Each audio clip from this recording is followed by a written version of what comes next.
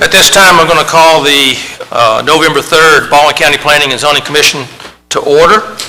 And if you will, at this time, if you'll stand, we'll have prayer and a pledge of allegiance.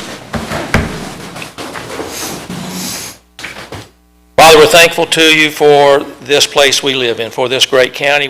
We're thankful, Father, for all that make it that way. We pray your blessings on our elected officials and for first responders, for the county staff, for all those that work in this county, Father, to make this a great place. And now, Father, we're here in this meeting tonight. We pray your blessings on this planning commission, that we make the right decisions and that we do it in such a way that, Father, it brings honor to what we do, and Father, we show respect to each other as we are here tonight.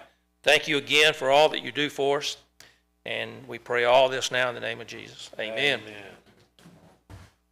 I pledge allegiance To the flag of the United States of America and to the republic for which it stands, one nation, under God, indivisible, with liberty and justice for all.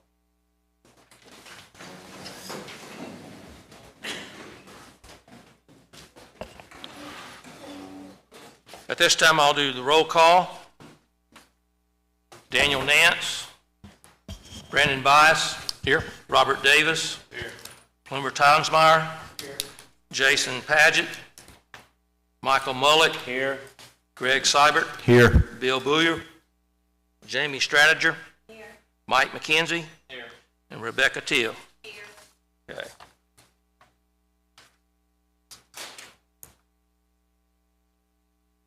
All right, at this time, I'll ask our planning commission to need a motion to approve our minutes. You got a copy of the minutes for the October 6th work session and also the regular meeting. And unless somebody has any corrections, I'll entertain a motion on both of those minutes. I'll make a motion that we approve the work session meeting and the meeting minutes of October the 6th. Okay, Michael Mullick's made the motion. Do I have a second? Second. Brandon seconded the motion. All in favor say aye. Aye. Any opposed? All right, those are approved. All right, we're going to go into our public hearings, so let me just make sure everybody knows what we're going to do. Hopefully, if you are interested in speaking on any item on the agenda, you should have, well, you will have filled out, or you will have let them know. Are we not doing it on? Okay. We are doing just like last month. Okay. We're trying a new system out, so that's the reason I had to ask. But you should still have registered out front if you want to speak on a particular item, and then I will have that information here, and at the appropriate time, I'll call on you to speak. And what we'll do, we'll open the public hearing on each item. Our staff will make a presentation to let us know what the item is. There'll be an opportunity for us to ask staff questions. We'll give the engineer or their representative an opportunity to speak, and we'll ask questions of him. And then we will call on those that have signed up to speak to come up. You'll need to come to the microphone, give us your name and address, and tell us what your concerns are. Please try to restrict your comments to 3 minutes. We're not as crowded tonight as we have been in many of our meetings, but we will go through those and try to answer any of your questions or get answers for you. At the appropriate time, when everyone has had a chance to speak, then I will close the public hearing. And when I close the public hearing, that means we won't have an opportunity to speak on that item. We will be able to ask questions of staff or of the engineer or their representative, and then we will make a decision. So hopefully that's clear on what we're doing, and thank you, ma'am. So with that, we've had a request on our first item in the agenda, case number Z22-20, the May property. We've had a request to table this item. Does staff need to say anything on this one? Okay. So I'll enter. Okay, Mr. Davis made a motion to table this item. Do I have a second? Seconded. Now, I heard Brandon here. Brandon seconded the motion.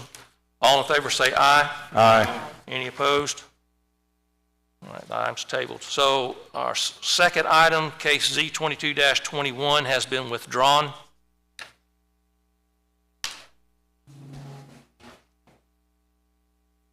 So now we'll go. That one still has to be voted on, though, for withdrawal because it was within 7 days. Okay. All right, so we need a motion on withdrawing this item. Mr. Chairman, I make a motion we withdraw this item. All right, Brandon's made the motion to withdraw. Do I have a second? Greg, second the motion. All in favor say aye. Aye. Any opposed? All right.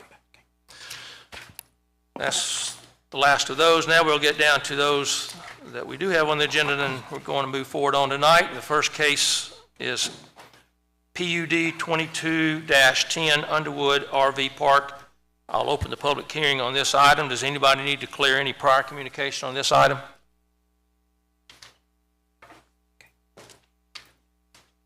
Okay, Ms. Booth. Good evening. This is a final site plan approval for a proposed RV park located on Underwood Road. This is a map of your planning district and its location is located in Planning District 14. This is for a 208 site recreational vehicle park. Staff is recommending approval with no deficiencies or conditions. This is your property data, unzoned, 208 sites. Streets will be 3,534 linear feet and will remain private. Traffic study was submitted, a drainage improvements was submitted, and a wetland report was provided, and that will be discussed later in different slides. Utility providers are water, Riviera Utilities, sewers, Baldwin County Sewer Service, and electric is Baldwin EMC. This is your site map. Your vicinity map. Aerial map. Don Rowe with Zeetros LLC, also known as Rowe Engineering Surveying, has prepared the drainage narrative to your right. It has been reviewed and accepted by Baldwin County. There are proposed detention areas that are intended to decrease the anticipated runoff. William Metzger with has prepared the traffic study. Although the traffic study did not recommend any improvements to Underwood Road, the developer is still required to widen Underwood Road for the primary access to meet the 24-foot requirement per the current subdivision regulations. And that will be improvements that are 300 foot each side of that access. Hugh Dowling has prepared the wetland report. There are isolated non-jurisdictional wetlands identified on subject property. The wetlands identified on subject property do not appear to contribute to stormwater management on the site and, however, will be compensated in the detention area. These are your utility letters. They do have public water, they have public sewer, and meeting ISO requirements for fire protection. We have since received an email from Terry Graham, Development and Environmental Director, that is not included in your staff report, and she would just like to pass on the information and to add this note to the site plan before it's recorded that states the property is located adjacent and north of Underwood RV Park, is owned by Baldwin County. The area could potentially have landfill and or recycling operational impacts in the future. The engineer has added that note, but the note that I had originally given to him was a little bit different verbiage than what she had submitted, so I'm asking him to revise that and have that submitted back to us. And then as you can see right here, that's the note. So staff does recommend approval. Submittal of, subject to the following: submittal of construction plans to Baldwin County Highway Department for review and approval of subdivision permit, record the final site plan once the subdivision permit has been issued, obtain any necessary building permits, and acknowledge that approval of the final site plan is granted for 2 years, and item number 2 and 3 above shall occur within the 2-year approval period, or the owner developer must submit an extension request of the final site plan approval. And I'll answer any questions you may have. Okay. Are there any questions for staff?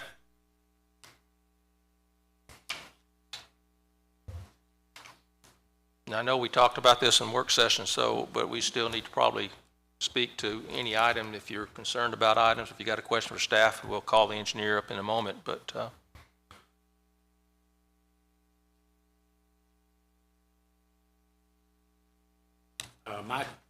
My question was there any sidewalks required for planned unit development of this size? I know we're unzoned here, but are there any requirements for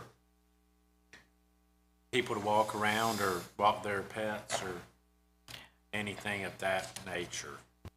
The subdivision regulations do not require sidewalks be installed in this particular development.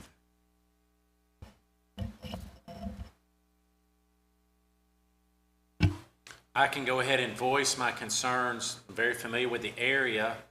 24, they're going to widen it maybe 100 yards right and left of the entrance.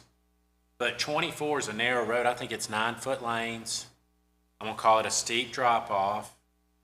You know, and as we people in these RV parks are out on the roads and walking their dogs, and it's morning, noon, and night, and I guess I would like to voice some safety concerns of what do these people do or where do they go, you know, because I know their stroll patterns are going to be up to 55 and down to 49, and that's I deem that a more dangerous road in our county.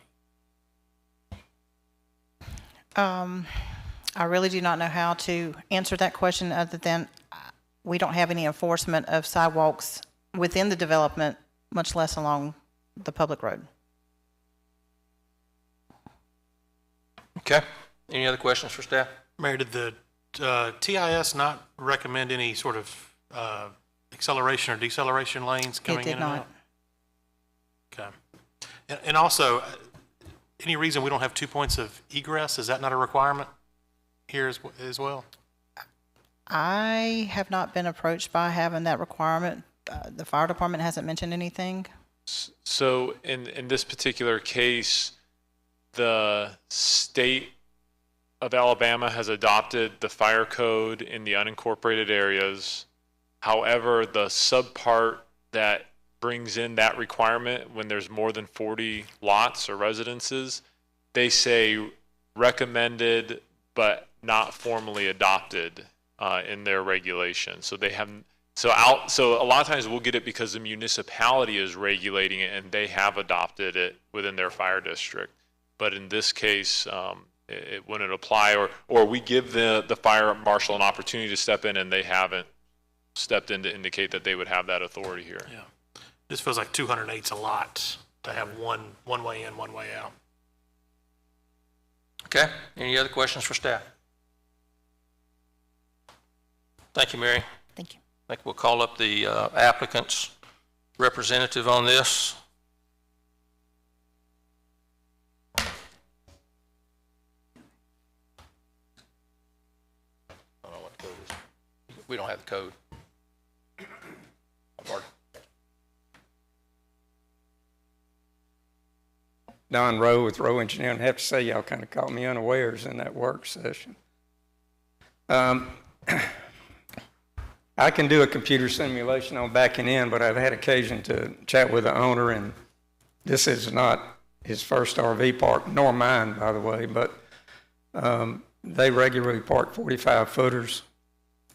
And if a person has been pulling a trailer for a long, long time, they don't have any problem. If the person is timid about backing in, they do it for them. So they haven't had a problem.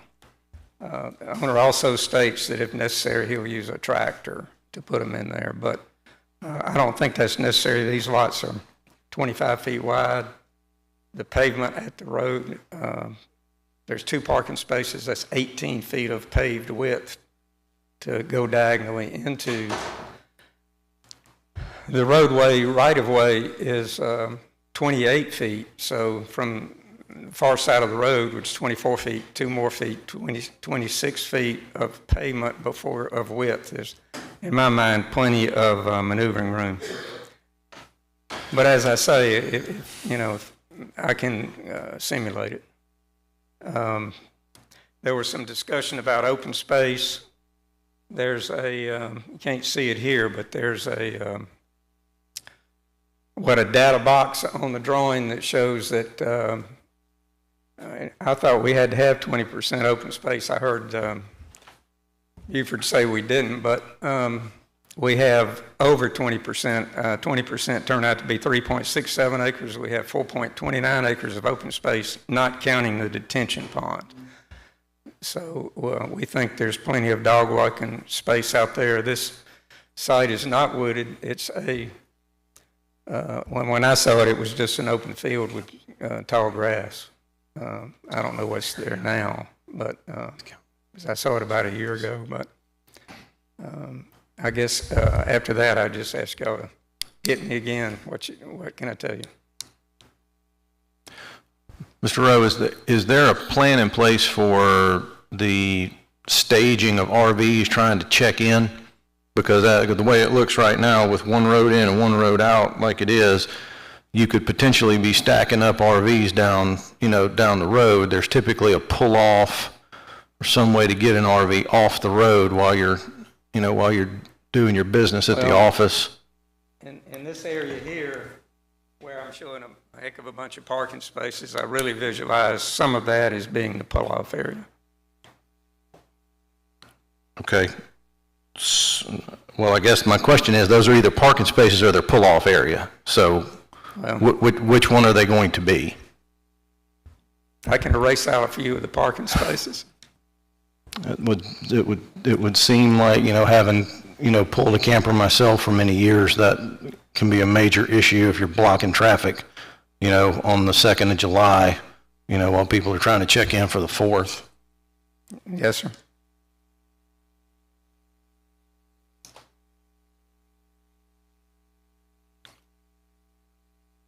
So, Mr. Rowe, is the only amenity I'm seeing on here the pool? Other than that, there's an office, there's no bathhouses, and there's no clubhouse, no meeting, no place. I mean, that's it, just a pool? That's true. Of course, they have facilities at the pool. Okay. Another item we talked about earlier, where's the garbage collected and picked up at? 208 units are going to produce a lot of garbage. Right. I know there's a dumpster, but I can't see it right now. There's certainly a dumpster. Well, I looked for it myself, but I couldn't find it.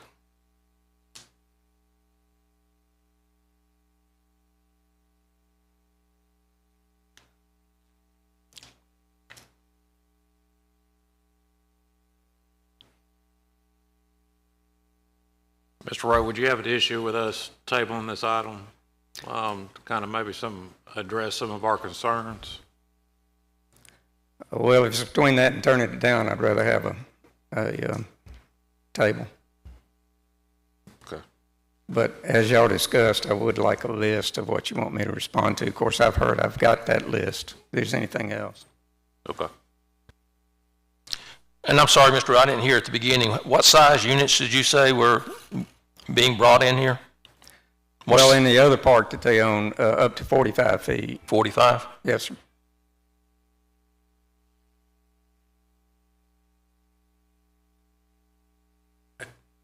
One question: were there any landscape requirements? Because we're 200. Yeah, that heavy black area around that was a required landscaping.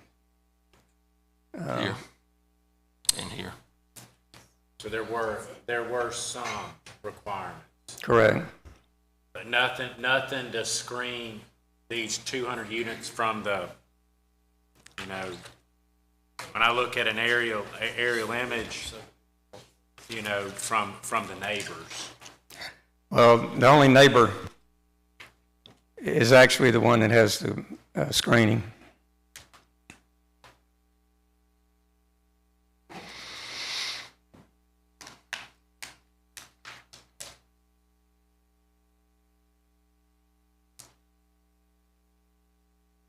Yes, I see neighbors across the street, and I mean, to the southwest, to the southeast, to the east, and might get some neighbors to the other directions.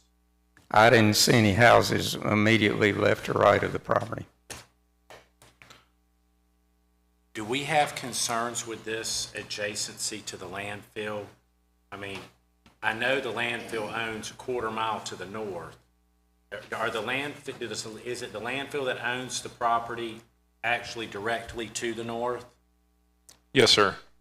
I mean, I think that is a potential concern. That is likely going to get developed and to they're going to extend what they have.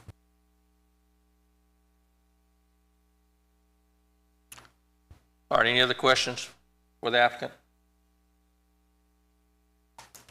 Thank you, sir. Mr. Chairman, could I ask one question of Sure. Mr. Rowe?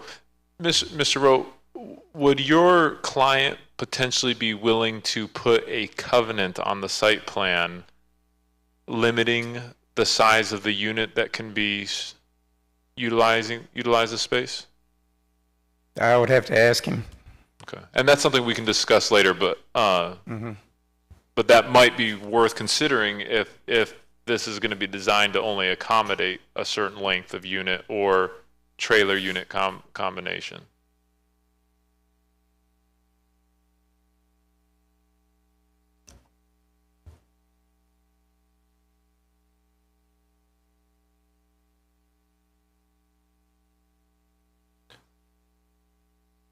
That may be limited by the size of the lot anyway. We get that detail's not on here.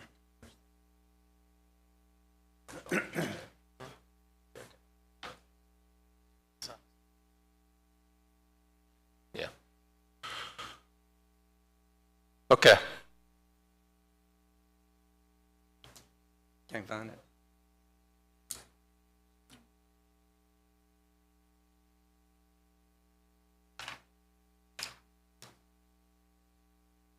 They're 80 feet deep. All right, is Mr. Glessner with you, Mr. Rowe? Did he want to speak for this?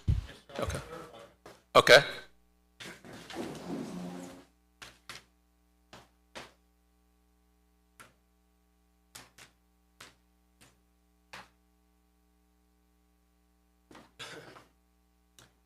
Larry Glissner, Kernersville, North Carolina. One question was about a clubhouse. The clubhouse will have a bathhouse, have recreational facilities inside there. I mean, I'm just talking, TV, game type stuff for people to entertain. But there will be a bathhouse. As far as Mr. Glessner, let me ask, where's that located? in the office clubhouse. Okay. So that what's shown as office there is also going to be the clubhouse? Yes, sir. Okay. Sir. And you ask about trash. I mean, I envision about 4 dumpsters scattered around there. I mean, I have a park now with 50 spots that has 1 dumpster. So with 200, I would think 4 would probably be what take care of it. And I mean, they're going to be strategically located so whoever got trash don't have to walk, a mile and a half to throw the trash in the dumpster. On the landscaping, I know the landscaping some is designated, but the whole north side of that property is wooded. I mean, it's thick wooded. I guess that's the property you're talking about that the county owns. As you can see there in that map, it's, I guess the deer will look through there and see some. I mean, it's totally blocked off from any vision on that north side.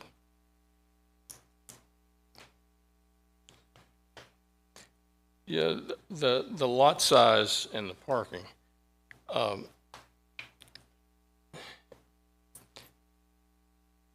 To me, it boils down to one thing. People that are experienced in pulling a camper, I think one of you said you and do it. If you've ever watched somebody who's not experienced, it doesn't matter how big that lot is. They just and that's why the plan is to have a short turn radius vehicle there, like a tractor, to be able to just, hey, don't worry about it. We'll unhook you, we'll park you, we'll get you set up, and you're ready to go. You don't have to worry about scratching your vehicle or somebody else's.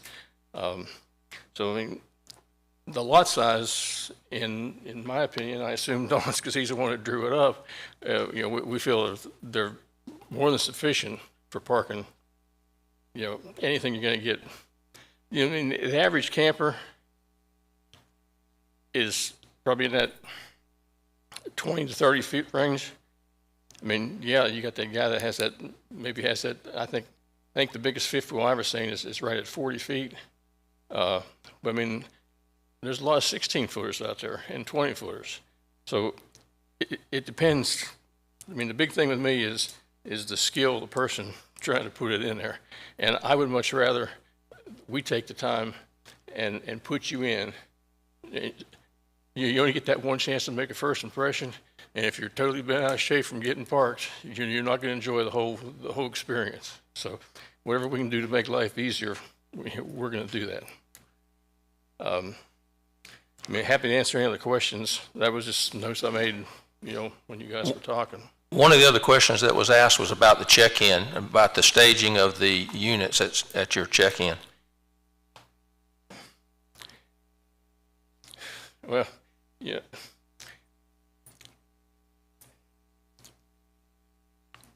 There's enough room there, and it's one of them things, and I got to be prepared for the worst. But it's one of them things that 9 times out of 10, this guy's going to come in and get checked in, another guy will come. And there's going to be that time, but there's 18 acres of land there. There's room.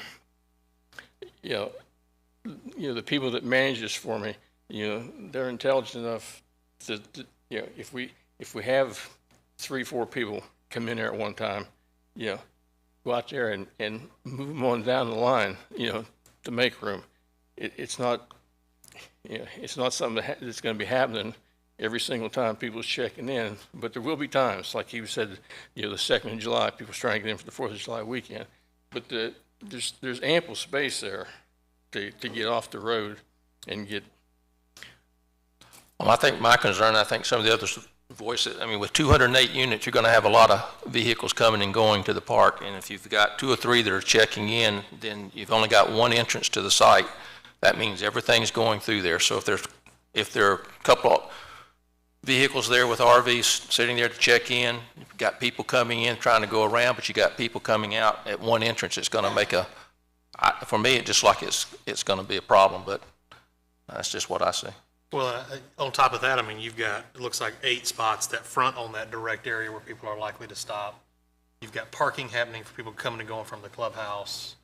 I mean, there's a lot going on in a very short little stretch of road that, frankly, that's my biggest concern is kind of how traffic functions in this development. I got a question. Can you fit? If you could turn on the microphone real quickly, Mr. Plummer, the town's mayor, if you could turn on the microphone, that way the folks on the video can hear you. Yeah, can you fit 208 40-foot units on the site? Yes. Okay.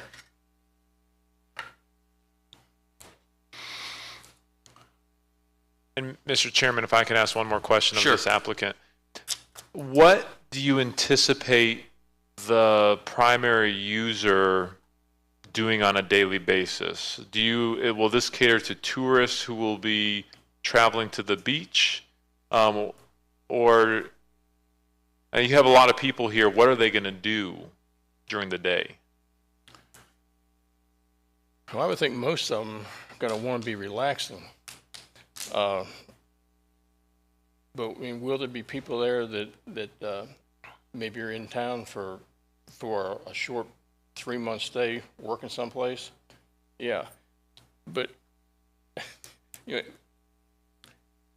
it's a hard question to give you a straight answer on because, you know, it's such a diverse thing. I mean, one thing that it won't be, you know, it won't be like the little subdivision down the street where probably 90% of those people are either going to be getting up and going to work or getting up and taking their kids to school. I mean, the clientele that should be in here are a more of a relaxed, you know, hey, we'll wait till 9 o'clock to go for breakfast, or we'll wait till 10 o'clock to go to the beach, as opposed to having a regimented, you know, 8 o'clock starting time or have the kids at school. So I think it's just a different flow. I mean, I know it's a lot of units, but I think it's a different flow than you would have in a subdivision. You know, I'm not picking on that subdivision, but I mean, it's right there. But I mean, the majority of those people, I mean, you can probably go over there at 8 o'clock in the morning or 7:30, and there's probably 3 or 4 cars backed up at that stop sign down there because there's a whole bunch of people leaving at one time going somewhere. But I think the majority of these people, you know, it's just a different, I mean, you may have 10 of them go fishing at 5 o'clock in the morning, and you may have, you know, 10 to go, you know, go shopping or go for breakfast at 9. I don't think it's not going to be that cut in stone 8 a.m. mad rush and 5 o'clock mad rush coming back that you'd have with somebody that's working a full-time job. Okay. Anybody else? Any other questions for the applicant? All right, we have a couple of people signed up in opposition, so let me go ahead and call on them.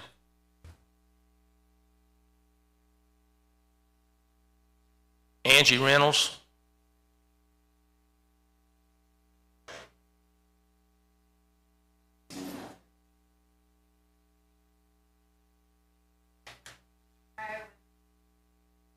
You'll need to come up to the microphone.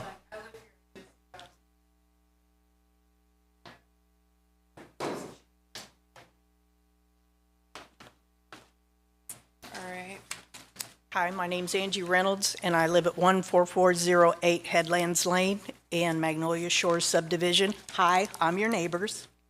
So there is houses out there, and there are people out there. I know just a couple of comments that he said. He talked about the traffic and stuff and how most people get up in the morning. No, it's different hours. And anybody who knows Underwood Road off of 55, it's busy all the time. We have people coming and going. And there's not too many times where that four-way stop there is not busy and cars are starting to back up, especially around school times. So not only do you have the work traffic, you have the school traffic, and people who are just retired or coming from another town. It's very busy, and that road is very small. And I'm very concerned about being able to get home.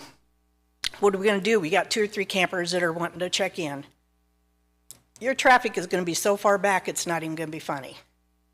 And we won't be able to get home. I know I spent a lot of money on my house to have a nice house, and what's this going to do to my property values? Are these people that are going to be there, are they going to be permanent residents out there? Are they going to be just rentals for just a short-term lease? And who's to say if there's sex offenders out there? Our community is very tight in our subdivision. We are very much a family, almost every one of us out there. And we're concerned because most of our houses out there are 4-bedroom houses. We have children, lots of children out there, and we're still growing. We still got another phase to go. So we're really quite concerned about the people that are going to be out there. I don't really think that all of them are going to be going fishing or just relaxing. I mean, let's be real. I've camped for many years too, and there's a lot of different people, a lot of different walks of life out there. So those were my main concerns, was that. Basically the traffic too, and just that we're worried about our children out there. Okay. Is there anything you need me to say? I'll just introduce myself. Hi, I'm Courtney Stevens, and I live on 14423 Headlands Lane, right across the street. I have a 4-bedroom home, and I have kids and pets and all kinds of stuff. I am also a camper, and typically when we're camping, it's not just fishing. It's off-roading or whatever. And at this point, there's more than 100 single-family homes in this area. The kids go fishing, so now we have to worry about them being outside with possible who knows what with the RV park. I mean, there's plenty of places that they can have this RV park. Why have it right in front of our house? There's plenty of places. At this point, I'm just really appalled because I was not notified that this was actually occurring. Otherwise, I would have reviewed another location to purchase a home. This needs to be addressed in a better manner, and at this point, they need to choose another location. And there's a lot of family members that were very upset about this situation, but they were not able to be here because they didn't get notice. Thankfully, I work in the building and I found out, and I showed up on my break. Thank you. Thank you. Herschel Norris.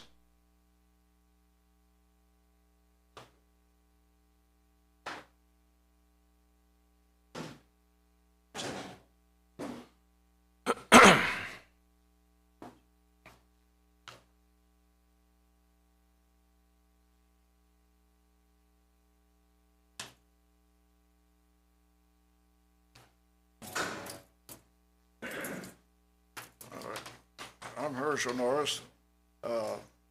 First of all, I want to say the location of this on this paper is wrong. It says it's on the west side of 49. It's a half a mile east of 49. And the north edge of that runs right into the middle of Norris Lane, which is where I live.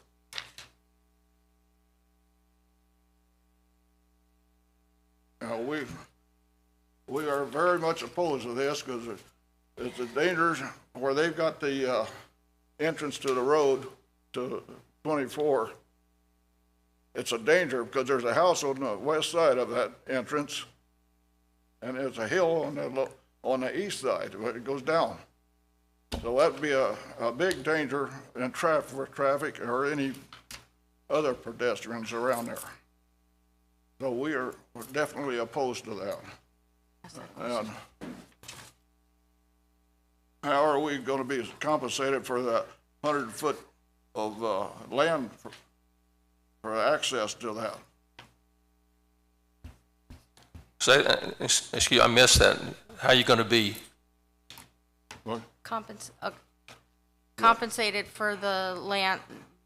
They had mentioned that they needed space to widen the road to get access into this park, that they were going to take 100 feet from each side of the road. Well, that butts into his land, his brother's land, his niece's land. It's all family on that whole stretch right there in front of it. I think that's not true.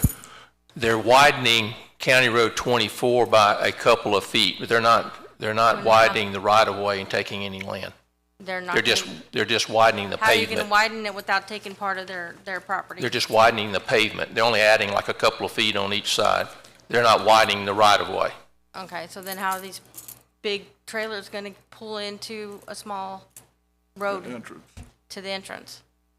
Well, they won't have a problem getting off of County Road 24 into the site. Our concerns we've had is about getting into the actual RV sites themselves. There's going to be a danger getting in and out of that area. On that Too road. much. Well, I don't know that I disagree with you on some of that, other than the fact they've had a traffic engineer actually do a study on it, and their recommendation, and our county engineering department has looked at it and said that there are no improvements that were required at that site to widen it for a turn lane, as you might expect to see. But yeah, because you said something about a turn lane that would take up room it's from either edge. based on the report we've got, it's not being required. Okay.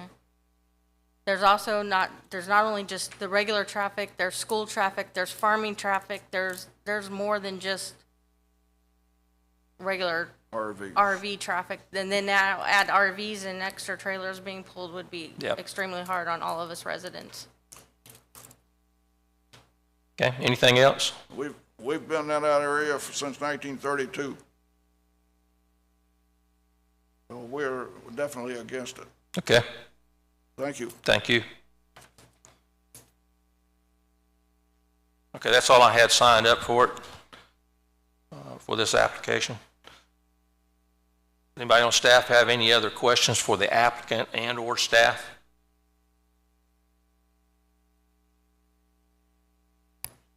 Mr. Chairman, if I could just reiterate for the public who are here tonight, they've raised great concerns. Most of those concerns have centered, though, around the compatibility of this development within your community. And this area is currently unzoned. And what that means from a staff perspective is that we don't get to check compatibility. We just have to check whether or not they're meeting stormwater and traffic. And there have been concerns raised there too, and we're going to go back and look at those if this gets tabled. But because it's not zoned, we can't check compatibility. Does this fit within your community? That's not something we can legally check in an unzoned area. So I just wanted to make sure that was clear. Okay, thank you, Matthew. All right, any other questions for staff? Mary, you have anything to add? I do not. Okay. Okay, I'm going to close the public hearing then at this time, and I'll entertain a motion.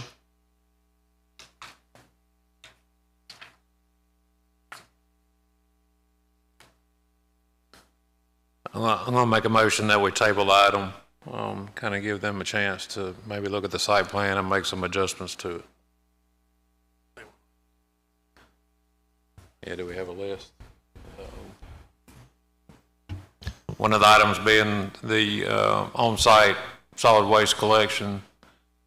The other being an area at the front of the RV park to give people the opportunity to check in and out.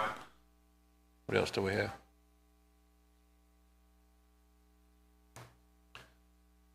Those were the two that I specifically had notes of. I'll second that motion. Okay. So the motion's been made by Mr. Davis that we table this item to give the applicant opportunity to address the issues related to garbage collection, also the staging of the check-in. Can we include on that some sort of turning analysis to ensure that, you know, a 40-foot RV would be able to get in and out of these sites on the internal roads? And we probably need to set a timeline on that tabling as December meeting or January meeting. All right. So, Mr. Davis, you want to? Let me include Mr. Bias's comments on a study being done on the turning radius within the RV park to make sure it gives campers a sufficient radius to back in and out. And then I say we put a 60-day deadline on when they should be able to come back and resubmit the site plan before the commission. Okay. Mr. Chairman, I have a question. Oh, I'm sorry. Can we also add that the engineer and the applicant look at the recommendation made by the fire department to have an ingress and egress to different areas? Well, I think we've already addressed that that's not applicable in this case. Is that right? You can certainly ask them to look at that, but we couldn't legally require them to do that. That's okay. Right.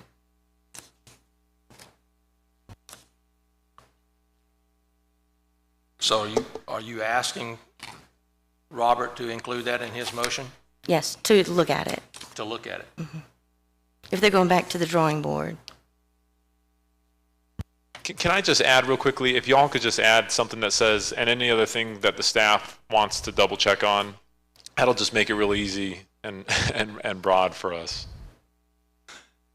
Yeah, I just want to make sure that we got everything, and I know there was a few more questions that we talked about that may not have made it, but when we go back and look at the recording, then we may want to bring that up with the applicant, since they'll have some time here that they can also address that may not have made it just specifically on the record with the table motion that was made.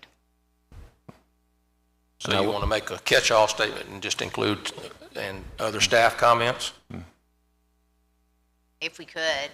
It's up to you guys It's up to Mr. and Davis. ladies, but I will include in my motion to add any other staff comments that may apply to this case, including Jamie's recommendation concerning the second means of ingress or egress. Okay.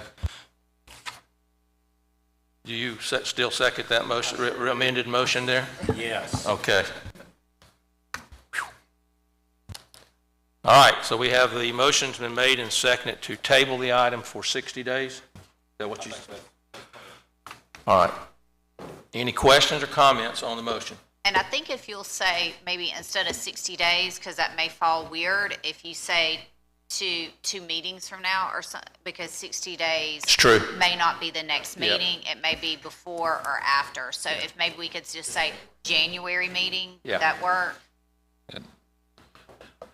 I amend my motion to say, to get them the deadline until the January Planning Commission meeting. How about that? Thank you. You're fine with that, Mr. Mullet? I'm good with that.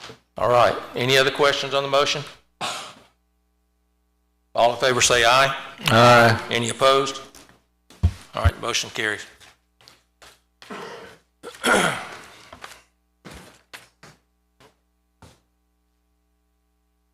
Okay, we're going to open a public hearing at this time for case number PUD 2214, Baldwin Acres Mobile Home Park.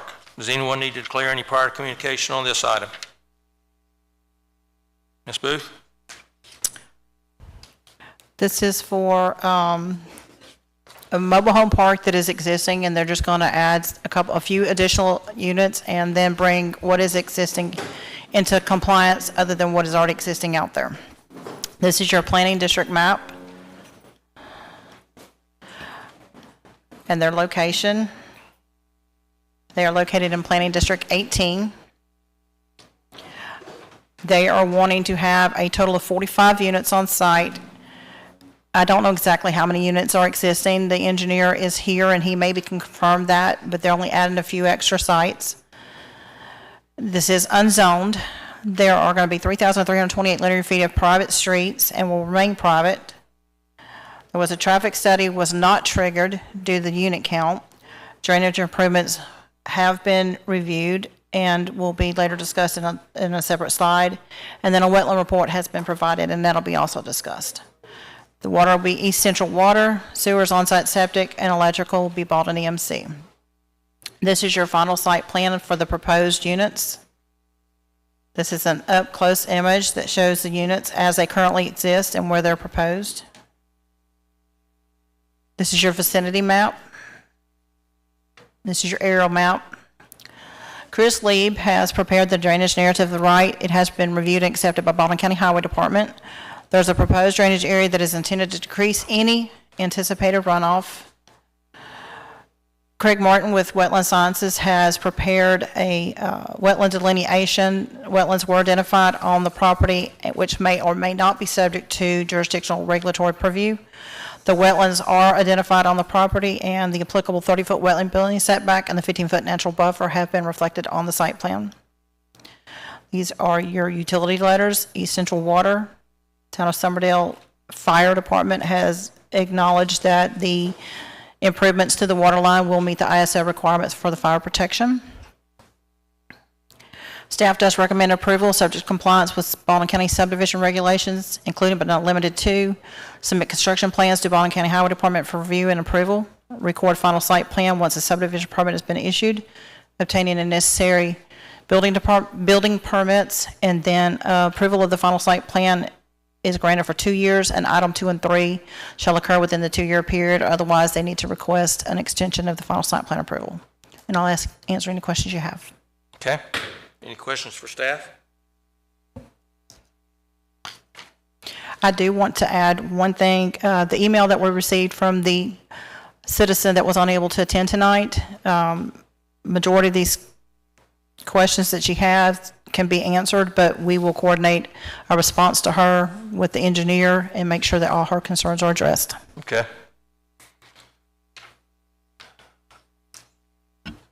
I have one question. All of these sites, I'm counting about 40 units on site. Hey, they have room if they want to put 5 more in there. But all of these existing are on-site septic. That's correct.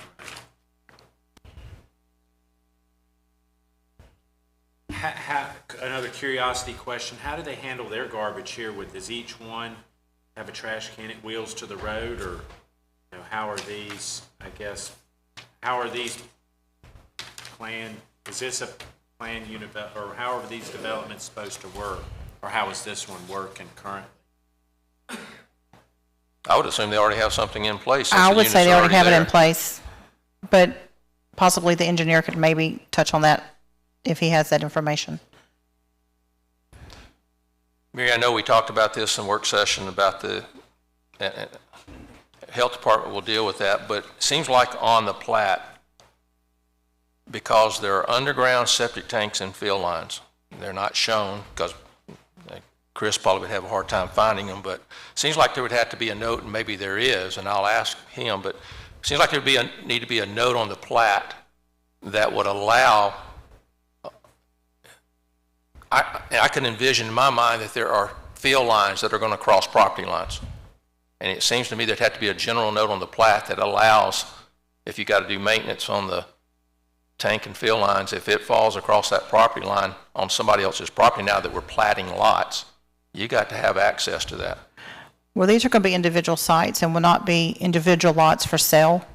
So the parcel's treated in a whole, so that access should be granted for them to do maintenance as needed. I will let Chris confirm. Okay. All right. Any other questions for staff? All right. I have one question that you referenced these different parcel numbers or whatever. I mean, some of these, it looks like the parcels, you know, one of the homes is in two different PPIN numbers. If I'm looking at it correctly, and I mean it may be all owned by the same person. They are all the same owners, yes, sir. Okay. No other questions for staff? I'm going to let Chris come on up.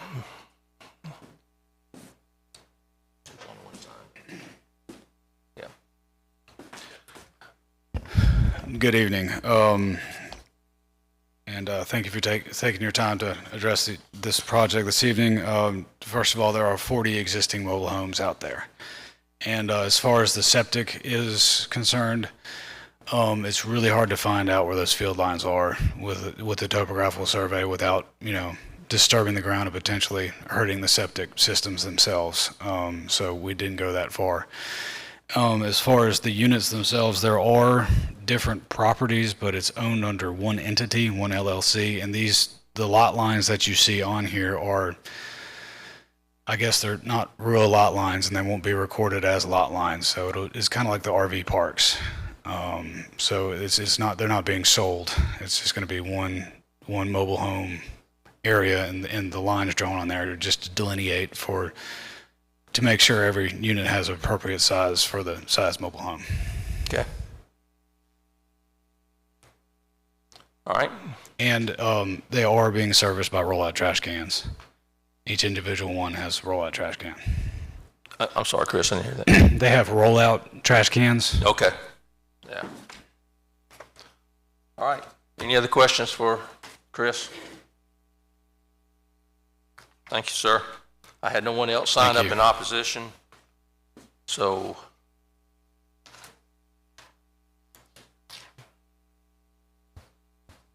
no one has anything else for staff. I'll close the public hearing. We'll entertain a motion. Mr. Chairman, I make a motion to approve, subject to staff conditions. All right, Brandon's made a motion to approve. Do I have a second? Is that Greg? Greg is seconding the motion. Any questions on the motion? All in favor say aye. Aye. Any opposed? Motion carries.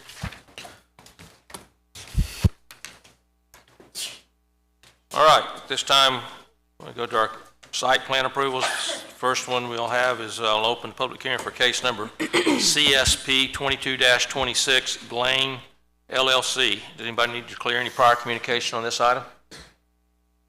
Okay, it's all yours. All right, thank you. Good evening. I'm pleased to present CSP 2226 Blaine LLC. This is the planning districts and a close-up of the location of Blaine LLC, which is in Planning District 16. They are zoned B3. The subject property is located east of US Highway 98 in Fairhope, and it is an office space. The applicant is Mary Kane of Courtney and Morris, and the owner is Blaine LLC. The applicant's request is an addition to an existing office building of approximately 1,571 square feet. Here's the locator map and the aerial map showing vacant adjacent land use to the north and east, commercial to the south and west. The property is surrounded by B2 in the north and south and RTF4 to the east. The west is within Daphne city limits. These are the property images. The zoning requirements for B3 zoning. This is the site plan with additional information from the zoning ordinance showing that they have met the setbacks for B3 zoning. Also, additional information per the applicant. There will be no changes to utilities, and the services are currently in use. Here's a zoomed in portion of the site plan highlighting the proposed addition to the office, the additions to the first and second floor plans, and the building elevations, which meet the B3 zoning requirements. This is the parking plan and the information from the zoning ordinance showing that they have met the required number of spaces for business and office use. The information from the highway department regarding the turnout permit, the erosion and sediment control plan, as well as the information regarding the drainage narrative. The applicant has been in contact with Tyler Mitchell regarding this. This is the landscape plan, excuse me, and the requirements. They are adjacent to RTF4 zoning, so they require a 10-foot landscape buffer. And agency comments. The proposed addition does conform to the requirements of the zoning ordinance, and they meet all the requirements for B3 zoning in terms of their setbacks.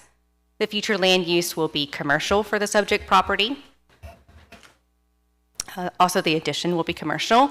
The building was constructed in the early 90s. It was remodeled in 2011, and the addition should not affect the value of the neighboring property. And staff recommends approval. And with that, I'd be happy to answer any questions you may have. Okay. Any questions for staff? Okay, thank you. I have only one person sign up, Mr. Courtney. My sister is Mary Kane, and is here for the group, the ownership group. Change of consideration, we're going to put a real estate appraisal. We do need to ask you to step to the microphone because our YouTube, the Facebook Live, we can't hear what you're saying on there. I'm usually loud enough, but if I'm going to be on TV, I'm glad to be here. I'm Joe Courtney, and I'm part of the G Lane ownership group. My sister was the applicant. I came to answer any questions that there are any, and doesn't seem like there are. We're going to put a real estate sales office and a real estate appraisal company there. We outgrew our existing space in Daphne, and we look forward to getting started on the project as soon as we can get a building permit. Okay. Let me make sure. Any questions for the applicant? You're okay then. Thank you very much. Thank you. I had no one else signed up, so I'm going to close the public hearing. Any questions for staff? Ms. Rhodes, you have anything else to add? No, sir. Okay, I'll entertain a motion. Make a motion, we approve, subject to staff conditions. All right, Mr. Mullick's made a motion to approve. Do I have a second? Second. Mr. Bice has seconded the motion. Any questions on the motion? All in favor say aye. Aye. Any opposed? That motion carries. All right, we'll open the public hearing now for case number CSP 22-27, the Smith property, Provision Coffee. Selena? All right, the subject property is located in Planning District 16 and is Zone B3. It is located on the east side of US Highway 98 in the Fairhope area. It currently is about half an acre. And the applicant is requesting a commission site plan approval for a drive-through coffee shop. If you remember, this was recently rezoned, I think, from B2 to B3 not too long ago, and now they're getting site plan approval for their drive-through coffee shop. You can see the property is surrounded by B3 zoning and B2. Here's some pictures of the current property and the adjacent property. This is the B3 zoning requirements, which the applicant meets. Here is their site plan, and as you see here are their site data. They're planning, the building will be 676 square feet. It will be drive-through. You can see their parking, and there is one way in and one way out. Here's their building elevation of what they're proposing. Here's the square footage and the floor layout of the coffee shop. Here is their parking plan. They meet all the required parking. They're required 7 spaces. They're showing 10, and then they also have their loading and unloading space. This is their drainage and erosion control plan. This is their landscape plan. They're required to have 5 feet around the parking that is adjacent or contiguous to other properties. They have their 10-foot landscape buffer along the road. Staff did add this to the staff report. We feel like they need 2 to 3 understory trees added to that area, but the rest, we're good with the rest of it. Here's the agency comments. They were good with the drainage calculations, and the ALDOT, they're using the existing shared access off of 98. They do conform to all the B3 zoning requirements. The subject property is zone B3, and it's in Planning District 16, which was zoned in 1993, is currently vacant and is surrounded by other commercial uses. Staff sees no issues with this request and has recommended approval with the following conditions. They have to get their memorialized within the approval recommendation that the closeout requirements of section 18.9.7 of the zoning ordinance are required, and a prerequisite to obtain a CO. And then also add some understory trees to the required 10-foot landscape buffer along the right-of-way.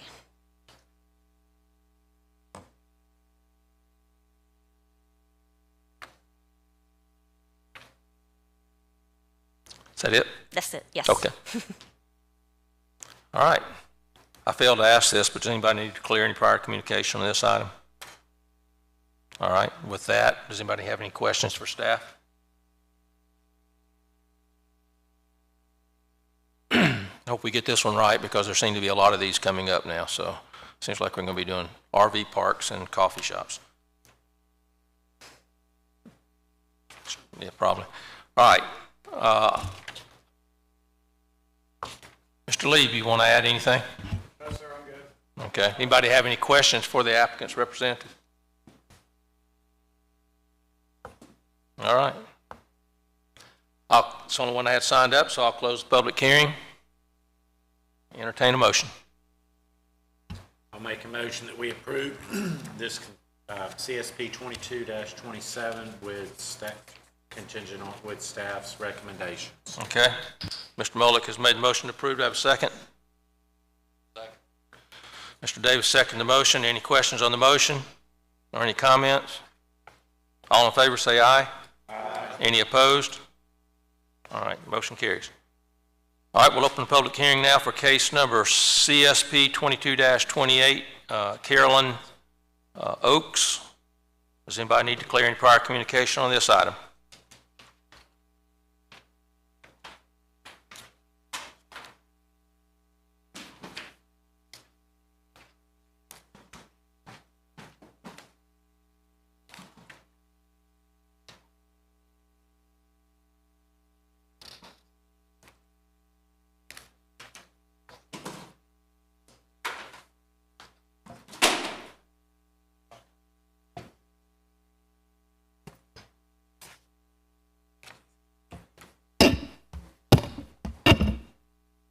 You know, Mr. Chairman, normally this isn't quite this clumsy. This is gonna be some presentation, yeah.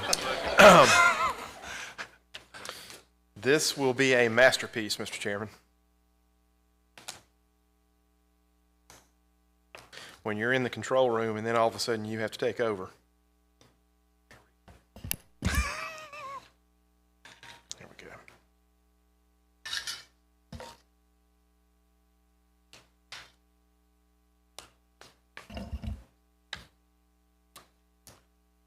Let's see if I can get this thing to work here.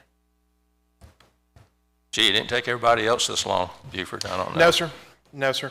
Not at all. Okay, Mr. Chairman. Did you do your disclosure statement? I already have. All right, sir. Very good. I'll proceed if you're ready to listen to this. And so, Chairman, Commissioners, thank you. Good afternoon. I have a commission site plan for Caroline Oaks before you right now. And so, as you'll see from our county map, that this is in Planning District 15. And you see right there, we'll show you the zoning classification here in a second. But this is a commission site plan, and so Caroline Oaks, and we talked about during the work session that we're seeing more and more of their locations coming about in Baldwin County. This is a 48-bed convalescent or nursing home, and this is on the west side of State Road 181 that you see there on your locator map. And so we're going to recommend approval. We do have some conditions. Touch on a couple things in your staff report, Commissioners. We talked about the planning district right there. So this is Conservation Resource District is the zoning type. And so for this type of use, the use automatically triggers a commission site plan. We'll touch on this again in a future slide, but note here from your staff report that this is not a multiple unit type of development. So it's 48 beds, not 48 units. No public streets are being dedicated here. Mr. Schumer is with us here today.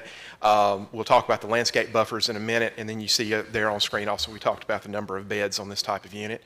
And so on your zoning map here, Commissioners, what I'd like to also emphasize too, the purple areas are within the city of Daphne, and then the other color codings, of course, are your county zonings. And then you have an aerial map of your site, and then, of course, subject property and joining property on the south, as well as on the north and across the street. Here is your site plan, basic site plan of the site. What we're showing here is so you can distinguish the building footprint. And Mr. Chairman, just for you, if my pointer's not working correctly, the dumpster enclosure is there on the northwest end of the site. I found it. And Mr. Chairman, thank you, sir. Mr. Schumer, very wisely for his client, he's included not only a drain to sanitary sewer, but hot and cold water. I noticed that. I expect they will use a front load container, but kidding aside, you'll also note to the southeast of the enclosure, they also have, that is where their loading and parking area is. So not only does it give them some regular passenger vehicle parking spaces, but you also have a loading zone, and that also gives some added turnaround space for a front load type garbage truck. And then, as we mentioned there, we showed you the building footprint. Here, we're just zooming in so you can see see the actual building footprint a little bit better. And Chairman, Commissioners, this site is a little bit involved, but the way it's being handled is super straightforward. So we wanted to show you one of the wetland areas, and then this area on the west side right there is a second wetland buffer. As you see right there, we also have a power line easement. Alabama Power has overhead lines running through the site, so it's a little bit of a busy site, but it's handled pretty straightforward. What you'll see here, we're marking some of the overstory trees as the green dots, but what I want you to see here is it does trigger 25-foot landscape buffer, which you see right there in green. And then, of course, showing you the wetland area on the southeast side, that same wetland buffer we saw earlier. And then the blue area along Highway 181, that's your 10-foot landscape buffer triggered because of the functional capacity of the road. And then you have the overhead power line we talked about earlier, as you see right there. We're going to talk just a second, in just a moment, we're going to talk about Riviera Utilities. Well, actually, we'll address it right now. Because you're going to have your landscape buffer right underneath another overhead power line, So what we're doing to comply not only with the zoning ordinance, but also some requirements of Riviera Utilities is that landscape buffer will be limited to understory trees. We'll show you some correspondence from Riviera that you don't have in your packet. We'll show that to you in just a moment. And then we mentioned the overhead power as well. So what you'll see is that the landscape buffer plantings do not wrap around to the west. You have a lot of heavy vegetation there. You've got wetlands and you've got an overhead power line. So what Mr. Schumer and his group did to compensate is move those overstory trees along the edge of that wetland buffer as well as overhead power lines. So a complicated site handled in a pretty straightforward way. Here's some building elevations of the building. Here's your floor plan of the building so you can see the actual 48 beds. Commissioners, this was in your staff report, and so what I'll just summarize here, this is where we do the compatibility analysis. It's basically, we think this is a contributing use to that area for this type of use would be beneficial there, and something we would expect on a roadway of that type of capacity. So I won't dwell on that too much unless you have questions. And that's the second page of the compatibility analysis. From a drainage standpoint, Commissioners, we do have a condition of approval on drainage, and Mr. Mitchell is still helping us do that drainage review. So we're going to condition it that we do have some revisions that we still are requiring. That's going to correlate with something else that's also conditioned that we'll explain in just a second, as well as the MPDES. And so something that came up during the work session is, what about your ALDOT permits? What about your ADM permits? So we have evidence of them being submitted as required. We're going to condition this approval that we don't issue the approval letter on the commission site plan until those actual permits are submitted. So here is where Mr. Schumer submitted both of those to ALDOT and ADM respectively. What we have here for you is Ms. Jones with the City of Daphne had no review comments. And then the letter on the right from Riviera Utilities is basically where they're again saying, please don't plant overstory trees underneath our power lines. And so that is taken into account on the landscape drawings that we just looked at just a moment ago. From staff comments, let's talk a little bit about ALDOT. So we have, for brevity, we didn't put it in here, we have some commentary from Michael Smith with ALDOT. And so what ALDOT's going to require is a turn lane. They're going to require a center turn lane there on that stretch of 181. And so all that'll be reflected in the permit that they give us once ALDOT issues that. And Mr. Schumer can go into greater detail about that. So our approval, recommendation for approval, we have some standard conditions in here about the permitting, as you see item 1. And again, as well as ALDOT and ADM, as you see in item 2. Item 3 is that standard condition we always put in there that you've seen on the others. And we just memorialize that you have to have the developer has to have the approval letter on the CSP before they get building permits. Again, we're memorializing here item 4 about expanding the site, triggers another commission site plan. Item 5 is where we're just memorializing to make it very clear this is not a multiple dwelling unit. This is a 48-bed convalescent nursing type home. We're just memorializing that here. The land disturbance permit, we're memorializing that. And also the closeout requirements, as you've seen on other commission site plans, we memorialize that in the approval recommendation. Signage is a little bit, in Planning District 15, there's a local provision for signage, so we wanted to memorialize the signage requirement to get a sign approval as item number 8 here. And then the revisions to the drainage narrative that we talked about earlier. And what will happen is while they're waiting on their permitting from ALDOT, it'll give us the opportunity to do a second review on the drainage, and we won't issue that. We won't issue that CSP letter of approval till we have all of those covered. With that, Chairman, Commissioners, I'm happy to answer questions from staff. Thank you, Mr. King. Any questions for staff? Okay. All right. Mr. Schumer, you want to add anything? I can give you an update on ALDOT and ADM. ADM is being prepared by Eco Solutions, and I believe they have that in hand now. I haven't gotten an actual copy of it. ALDOT, we've received the first round of comments. We are going to have to extend the median a little bit further to the south for the minimum 100-foot queue, 100-foot taper turn lane. And I've addressed all those comments. I've updated them. The contractor is being selected right now, and the owner wants the contractor to pull the ALDOT bond as part of his project. So once we get that bond, we'll make the final submittal for ALDOT with all the corrections or updates made and get that permit. So those two permits, one should be in hand, the other one is waiting on a contractor to be selected. And then that one wouldn't take too long to get that one in hand. And I don't know if there were any other. Okay. Anybody have any questions, Mr. Schumer? Thank you, sir. All right. Mr. King, the only thing that, it doesn't look like a lot of parking, but I'm assuming the only parking necessary is for the employees and visitor parking. Yes, sir. So that's yes, why sir. it's so low count. And I did not give you a detail on that, but it is compliant for that land use type. And Mr. Chairman, this was a question that wasn't asked. Because this is a single use, single tenant type of situation and not multiple units, it didn't trigger a traffic study. But as you can see, the process worked because the ALDOT process analyzed it and they kicked in with their process. Okay. All right, I'm going to close the public hearing. Does somebody make a motion?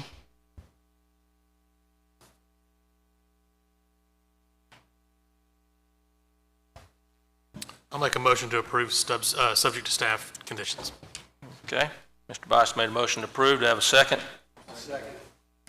Who's second over here?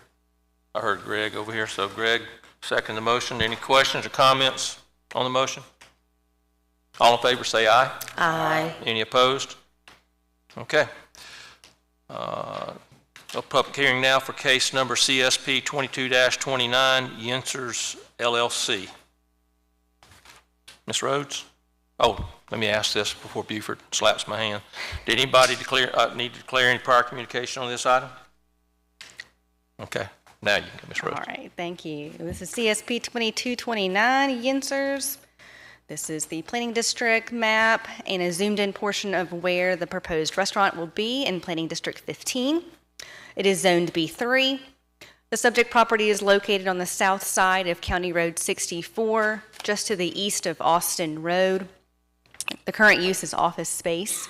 The applicant is Mr. Mark Bentz from Yensers LLC, and the owner is Tripoli Holdings. The applicant's request is to change the interior use of the building space from retail to restaurant. Here's the locator and the site map showing agricultural land use to the north and south. The property to the east is vacant, and to the west is residential. The adjacent zoning to the north is RA, to the south and to the west is RSFE, and to the east is B4. Here are some property images. This is an updated property image of the subject property. The adjoining property to the west, to the east, and across the street.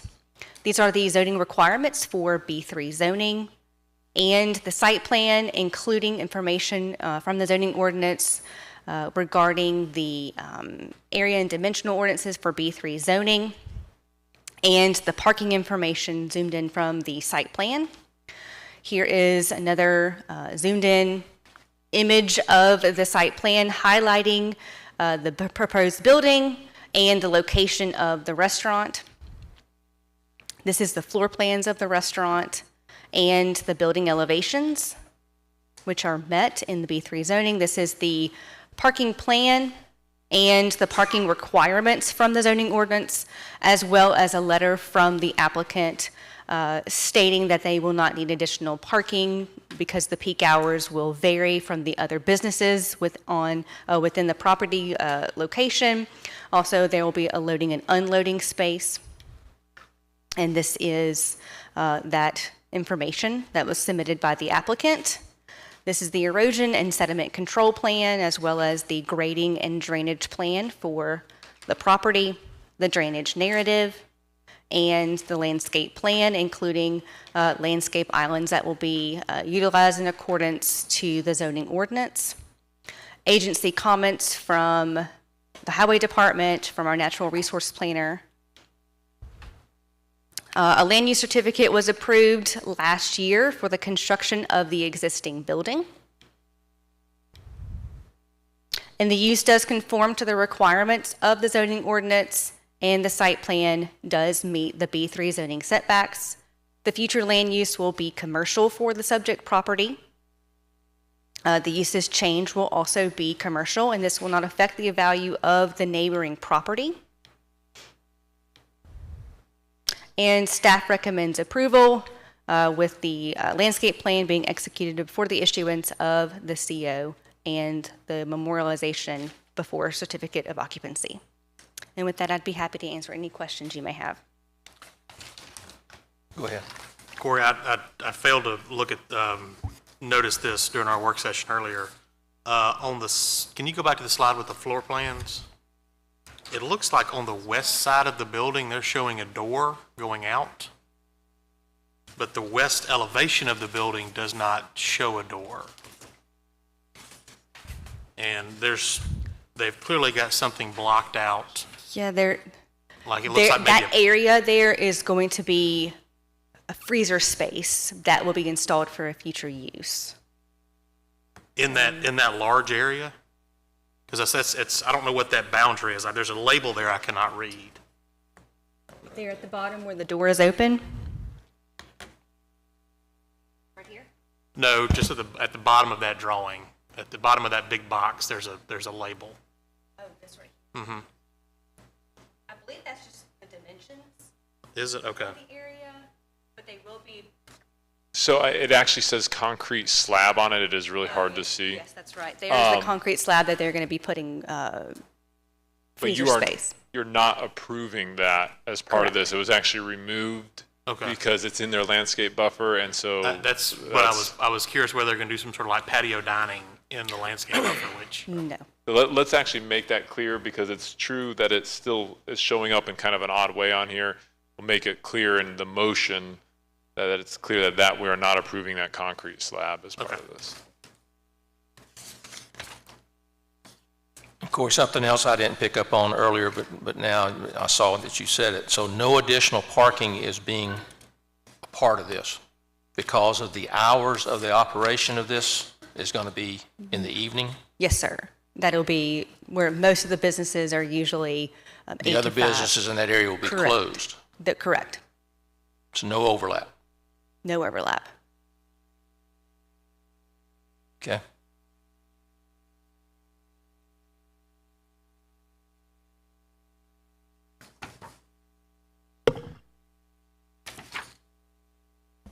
Commissioners, let me just say that this was a difficult case for us, and it was a learning case for us, because basically someone had this site approved a year ago, and all the required and then they came in and said, oh, we're going to put in a pizza place. Well, they weren't approved for a pizza place. They were approved for a retail store, which has different parking requirements.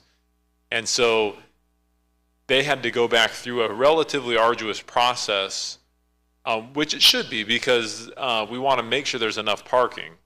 And we have a provision that allows them to mix that parking with the existing uses. We think it's going to be fine, and we require them to provide a letter to make it clear that that's on them. And if it's not an issue, if it turns out they are operating at a time where there's conflicts, then we're going to have the ability to say, y'all are going to have to find a way to figure this out, otherwise you're going to have this revoked. Okay, so you've had that conversation then with them? That's right. That's okay. Right. Because that's the concern I see on it. I know what we say now, but I see employees coming in earlier and all of a sudden you got an overlap. That's right. I don't know how much parking they're actually, if they're using all of their parking now, but, all right. Any other questions? Did we talk about my infamous garbage? So let's go ahead and get it. Is garbage not shown on the site to be picked up anywhere? No, it's not. And now we have a restaurant that's going to put stinky garbage. Right. This was not addressed, waste is not addressed in our zoning ordinance, but. And this would fall in the category that I had a concern about because we have a resident next door. So it's not shown, and I think it'd be really a injustice to put it over there on that property line right next to that existing resident. So. It was just pointed out, Selena, it does say existing dumpster at the very bottom of the screen. But that doesn't mean that that's sufficient. So I think it still needs to be included, because I don't know that they're going to really walk garbage all the way across that site. And then what does that leave? So we're going to make I think y'all would like for y'all to include a contingency that we Yeah, address that. that's what I would want. All right, any other questions or comments?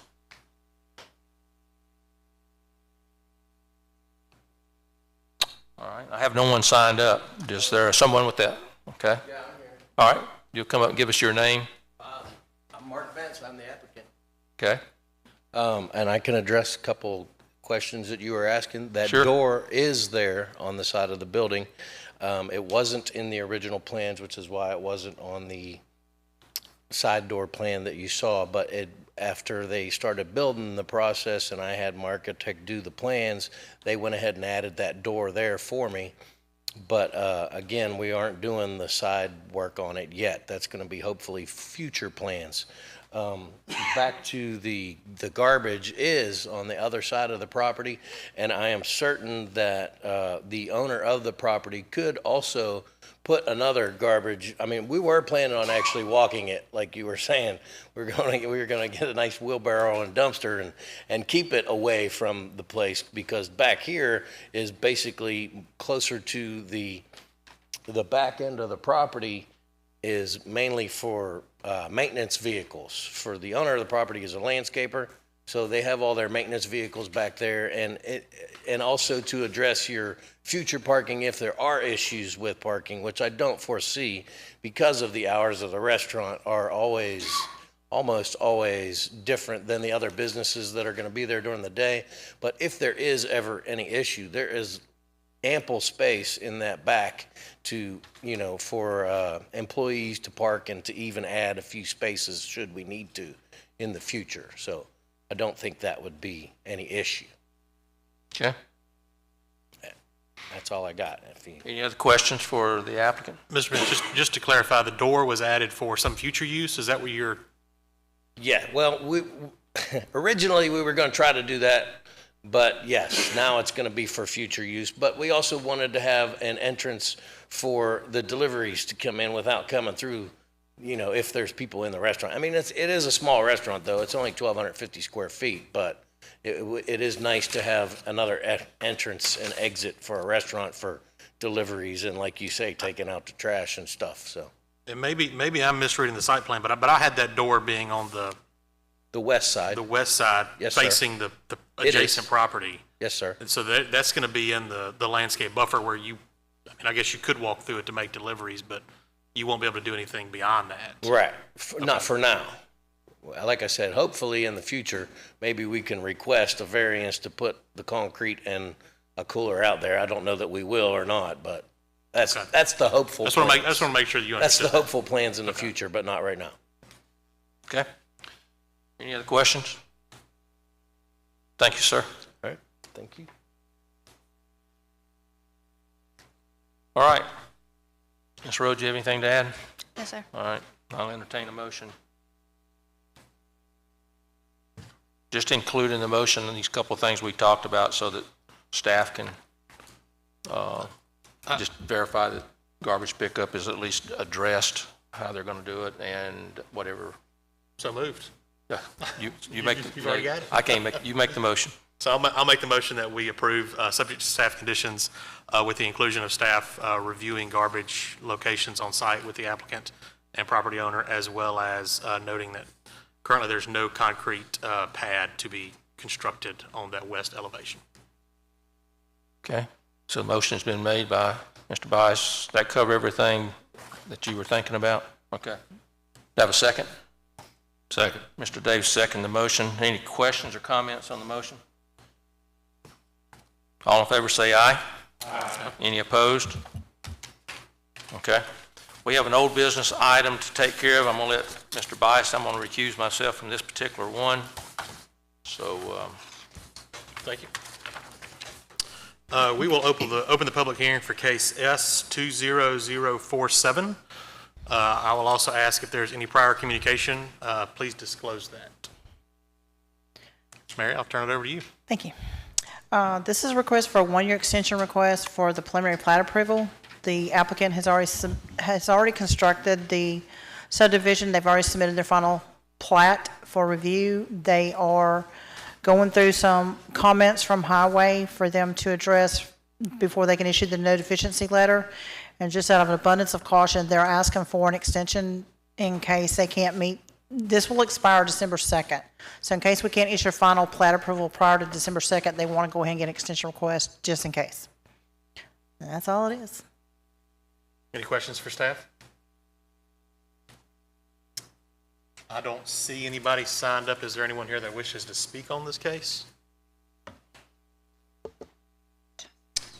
All right, with that. It's not a public hearing. Oh, it is not a public hearing. I did not realize that. With that, is there, we'll entertain a motion?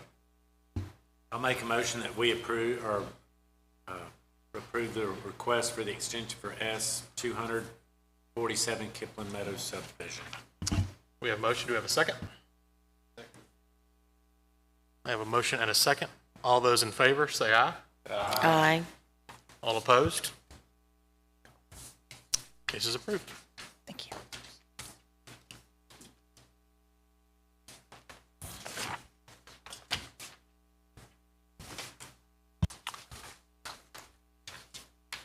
Okay, we're down to our public comments. Is anyone in the public would like to address the Planning Commission? Okay. Reports and announcements. How about staff reports? Mr. Chairman, the only thing I want to address today, two things. We were hoping to release our draft land use plan, future land use plan at tonight's meeting. It looks like that's going to be next week, and the way we'll probably do that is we'll distribute it out to y'all electronically, and we'll probably also create some type of like short video that you can watch to kind of explain it, and then that'll go online as well for the public and be available for the public as well. And the plan would be is at our December meeting, which who knows might be looking like a longer meeting right now, we would like to try and adopt that at the December meeting. And then the county commission will hear it at their second December meeting. But that means it'll be important for y'all to watch that video ahead of time, and even feel free to ask questions ahead of time if you would like. So that way, in other words, we want you to be able to come in the door with as much understanding about that process and the contents of that plan before we even have that public hearing. Any questions about that? I have one. When will it be available to the public for their input and comment? When we send it out to you, we will also post it online at the same time. And then we'll try and publish that through Facebook and everything like that. The second thing I have here is there's a referendum on the ballot, and we have gotten a number of questions to our office about this, so I thought it would be, and a number of y'all have asked me about it. Baldwin County, we embrace a lot of citizen-driven type processes here. Our whole zoning is a citizen-driven process, and this really is another example of that, but it has nothing to do directly with our department. So I wanted to clarify that. What I did, though, is we've given each of you a handout with some highlights of a notice that was posted on the Baldwin County Commission website that highlights what this covers. But more importantly, from my perspective, is clarifying what it does not cover. So I have added 3 additional pages, which include the actual code section. And you'll just notice, because this is where I'm getting most of my questions about how this will impact zoning. But you'll notice D highlighted, the powers granted to a county commission by this chapter shall not include any of the following. And then I've highlighted or to implement any county land use plan, or to establish and enforce planning and zoning. And then section F says, nothing in this chapter shall be construed to grant the county commission of a county any general authority to establish or adopt a comprehensive plan for zoning or land use regulation in the unincorporated areas of the county, or any taxing authority except as otherwise provided by law. So just really to clarify, this is something that citizens throughout the county have been requesting, and the only option is for it to be put on the ballot, and it's mainly related to noise control, garbage control, litter control, and public nuisance type things. It does not have anything to do with zoning. So that's all I have on that. Okay. That's all you got? That's all I got. All right, legal counsel. I don't have anything to report. I hope everybody has a great Thanksgiving. Thank you, ma'am. All right. Our next regular meeting, December the 1st. See everybody then. We are adjourned.